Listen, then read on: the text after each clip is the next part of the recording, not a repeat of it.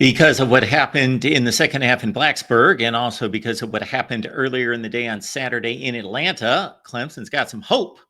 And we'll talk about it with Jason Priester stopping by from the Clemson Insider. Jason, how's it going?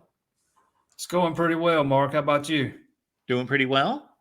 And again, for Clemson, they took care of business, and they had some business taken care of for them. So now there's a bit of new life in the ACC standings as they stand tied with Miami with one loss, one game behind SMU.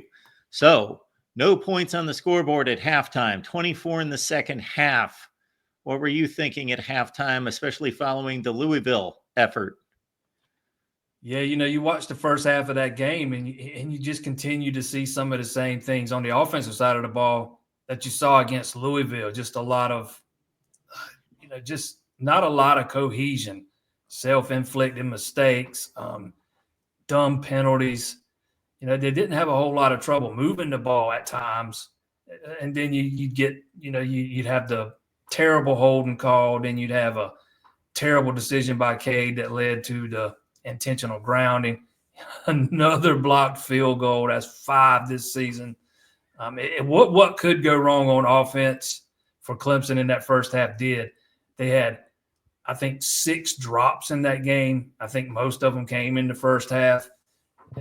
When your receivers aren't catching the ball and you're committing some untimely and, let's just say it, dumb penalties and making bad decisions with the football, you're not going to put a lot of points on the full scoreboard, especially when you can't kick a field goal. You think that would be something they had figured out by now at this point in the season.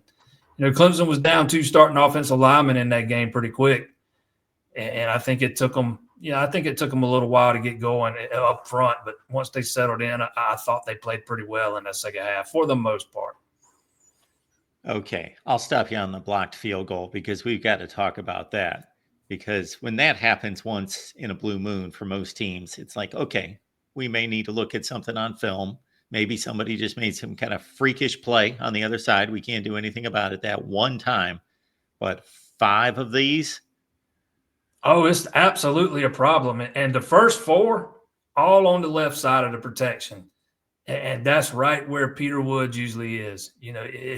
These have occurred in games that he's not played in. The one Saturday night, the pressure comes straight up the middle. Peyton Page, he's been on that protection all season as far as, I can remember. He ends up on the ground. Guy comes right through, gets a hand up. Kick was probably a little low too, but the way the penetration came, it was probably getting blocked regardless. That is just, it's head scratching. That's 5 now. You had 2 against Florida State, 2 more against Louisville, and now 1 against Virginia Tech. That's the only 5 field goals this kid has missed all season long are the ones that have been blocked. He didn't, credit to him, it's not affected him too much. He came back and hit one later in the second half, but he seems to have ice water in his veins. But that is something you would think this coaching staff would have corrected. And, I get it. That's where Peter Woods usually is, on that left side where they've had a lot of issues. But you got to prepare. You got to have somebody else prepared in case he goes down. You can't just have just one your starters, in those spots prepared and nobody else. I mean, those are coaching issues, plain and simple. And, Dabo Swinney has said as much on multiple occasions. Well, while they're still trying to figure that out, Jason, when they've got issues on offense, the quick fix is just have the quarterback take the snap, pivot about 90 degrees, and hand the ball to Phil Maffa. Just do that. Yeah, he keeps kind of chugging right along. He's got 5 100-yard games now. He had another pretty good game Saturday night, went well over 100 yards. He's kind of, everything I thought he would be as the lead back or the featured back, however you want to term it, now that Will Shipley's off playing on Sundays. But like you said, if you can't get the passing game going, turn around and hand it to that guy because he's probably going to get it done for you. That Louisville game I think we talked about last week, I felt bad for him because, he left it all on the field. That guy played his rear end off and did everything he was supposed to do. He just didn't get a whole heck of a lot of help. But I thought I thought that offensive line, especially the deeper we got into the game, started to play better and better. And hats off to Elijah Thurman. He comes in there in a tough spot. Tristan Lee goes down very early with an ankle injury, tried to continue, but he couldn't. And we're talking about a true freshman that they had to plug in there at left tackle because they've got so many injuries up front at this point. Marcus Tate was also out there at left guard. Colin Sadler's been out since the App State game. He's going to be out the rest of the season. But, hats off to Thurman, man. I thought he played pretty well, all things considered. From my eyes, I only really saw one mistake that he made. You just, when you have to plug in a true freshman at left tackle, you don't ever know what you're going to get. And I thought he protected the quarterback's blind side pretty well Saturday. Got Jason Priester on the line talking some Clemson football. They've got a huge matchup coming up noon Eastern at Pitt on Saturday. Panthers 7-2 have lost 2 straight. Catch Jason's work at the Clemson Insider. Of course, subscribe and like the video here at the Voice of College Football.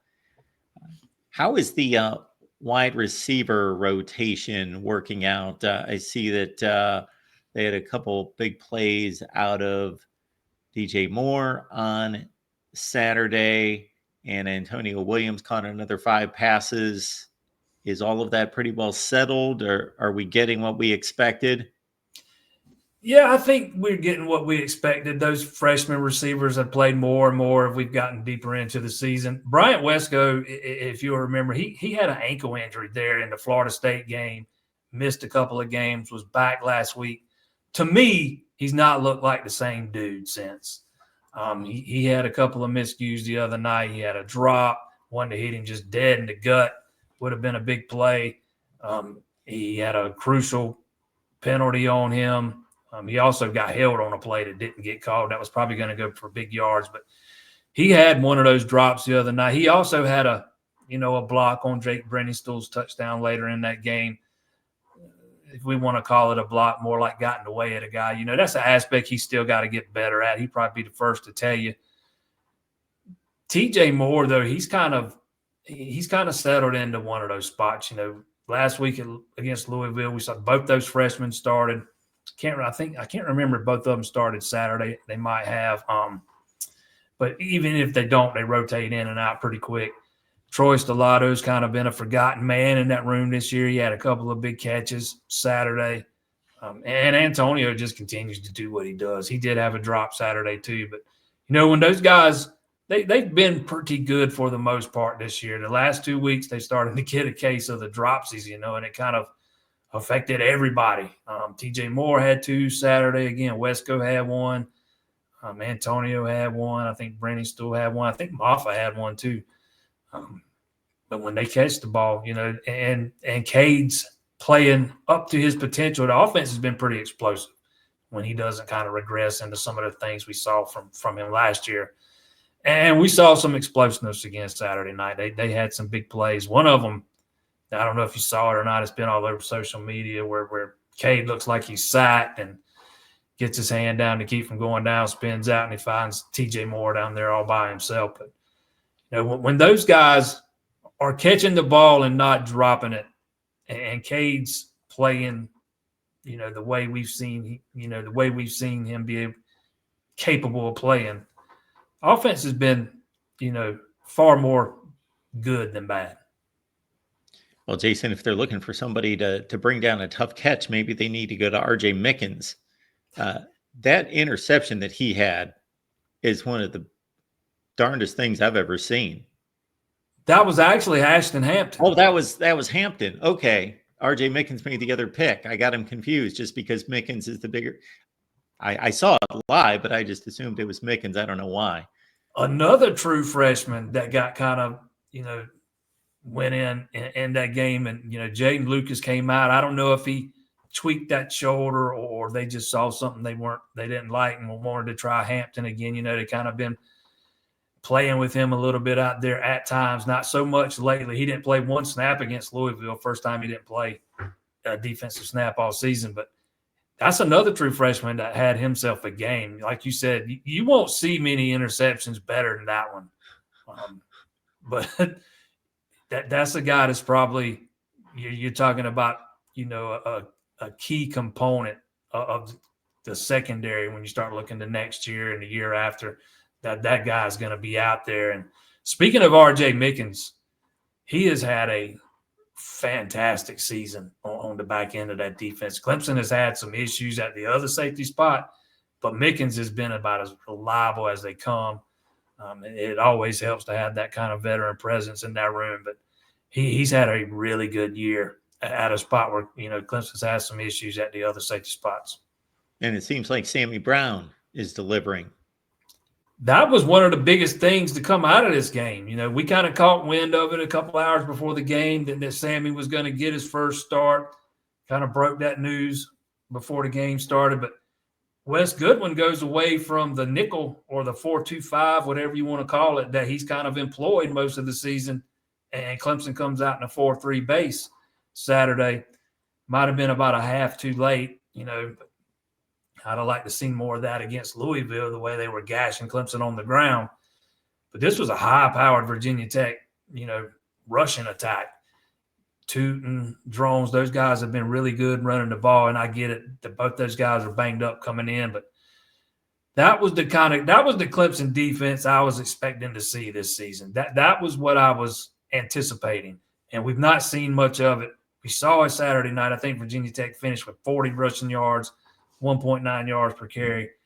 When you're getting gashed on the ground the way you were against Louisville, why not run a third linebacker out there and try to help some and run support, particularly against I get it, against a Virginia Tech team that doesn't throw it around a whole lot. You don't really need that extra DB out there. Be interesting to see what they do this week. When they head up to Pitt, do they stick with what worked so well, or does Pitt do something that makes them want to go back to the nickel? I thought Sammy had a heck of a game. He led the team in tackles, had half of the tackles for loss, had the only sack. After that performance, it'll be hard to put him back on the bench. 228 total yards for Virginia Tech, only 2 of 14 on third down conversions, only hit on 16 of 37 passes. It looked like a Clemson defense again on Saturday. And obviously the first touchdown, the most meaningful touchdown for Virginia Tech, wasn't even an offensive touchdown.